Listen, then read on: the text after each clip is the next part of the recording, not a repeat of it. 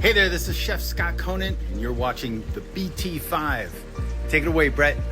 Hey everybody, welcome back inside the BT5. Look at that, a celebrity introduction. I love it. And we're right here in Birdcage Studios on Long Island with the BT5. All right, this week we're gonna look at my top 5 comfort foods. Oh, that means so many different things to so many different people. And hang on, because at the end of this video, there's gonna be a challenge to you about your comfort foods. But let's get going. Number 5 right now for me doesn't get more basic, and it's not allowed in a lot of places anymore, but it is the honest to goodness PB&J peanut butter and jelly sandwich, and I only like mine one way. I'll eat it a number of ways, but I only like it really one way. Skippy Super Chunk with Smucker's Concord grape jelly on Wonder Bread. That's how I love it. That's my peanut butter and jelly. I can eat it late at night. I can eat it for a meal, but I usually eat it in between meals, which is part of my issue, but that's not your issue. All right, number 4. All right, number 4 is one of those things that is probably gonna be on everybody's list in some format, mac and cheese.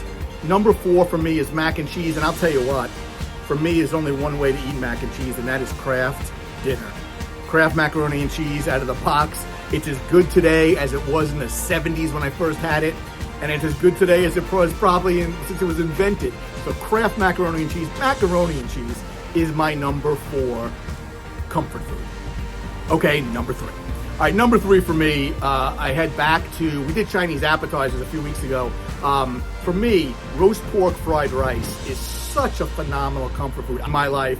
It's really the prototypical Jewish comfort food.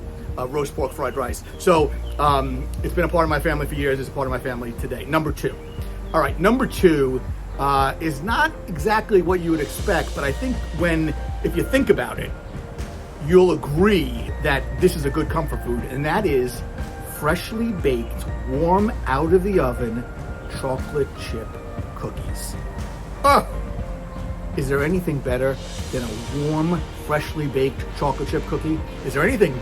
I mean, you could eat an old stale chocolate chip cookie and it'll be pretty good, but a warm chocolate chip cookie that's just out of the oven, I don't care if it's homemade, I do care if it's homemade, or slice and bake. They're all good, they're just different. But yes, that is number 2 of my all-time comfort foods. Chocolate chip cookies are number 1. Number 1 for me, there's no ifs, ands, or buts. I love meatloaf. Meatloaf to me is the number 1 comfort food you could possibly have. There are so many variations of it. I like it traditional. You can make your meatloaf as exotic as you'd like. I like mine as basic as you can do it. And that is my number 1 comfort food. And here is the challenge I spoke about earlier. I know that not everybody's gonna agree with this top 5. Nobody's agreed with any of the top 5s I've had, but that's okay. This is the BT5. You wanna do your own podcast? Get a video camera, make some videos. Let me know what your top comfort foods are. And then what I'm gonna do is I'm gonna do a top 5 in a couple of weeks of the top 5 comfort foods that my audience loves.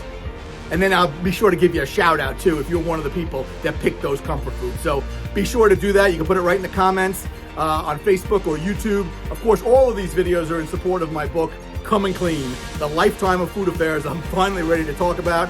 Pick up a copy of the book and you'll get some stories that mean, they're very meaningful. All right, thank you for joining me. Have a great week.